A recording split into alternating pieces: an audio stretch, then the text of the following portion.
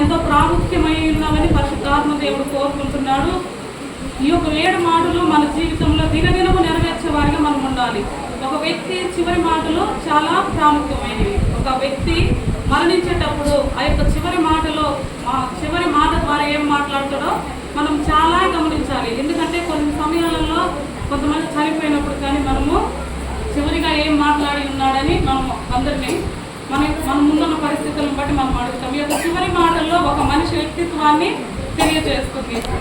దేవుడి యొక్క వ్యక్తిత్వాన్ని యొక్క చివరి మాటలు ఏం తెలియజేస్తుందంటే, మరణం మన ముందున్నప్పుడు మన నోట నుండి వచ్చే ప్రతి మాటను మనం గమనించాలి. మరణం మన యొక్క ముందున్నప్పుడు మన నోట నుండి వచ్చే ప్రతి మాటను మనం గమనించాలి. అలాగే తండ్రి యేసు ప్రభు తన మరణానికి దగ్గరగా ఉన్నప్పుడు తన యొక్క ఆత్మను తన తండ్రి చేతికి అప్పగించాడు. తన యొక్క ఆత్మను తండ్రి చేతికి ఎందుకు అప్పగించాడు అంటే, సర్వ మానవాళి పాపం నిమిత్తం తండ్రి అయిన దేవుడు తన ప్రియ కుమారుణ్ణి పంపించాడు. తండ్రి ఇచ్చిన పనిని శక్తి లోపం లేకుండా చేశాడు. తండ్రి కుమారుడికి ఏ పని అయితే ఇచ్చాడో శక్తి లోపం లేకుండా ప్రభు అయిన యేసుక్రీస్తు సంపూర్తి చేశాడు. పాపులమైన మన కొరకు, మన పాపముల కొరకు, మన దోషముల కొరకు తన ప్రాణాన్ని పెట్టి చివరికి తన ఆత్మను తండ్రికి అప్పగించాడు.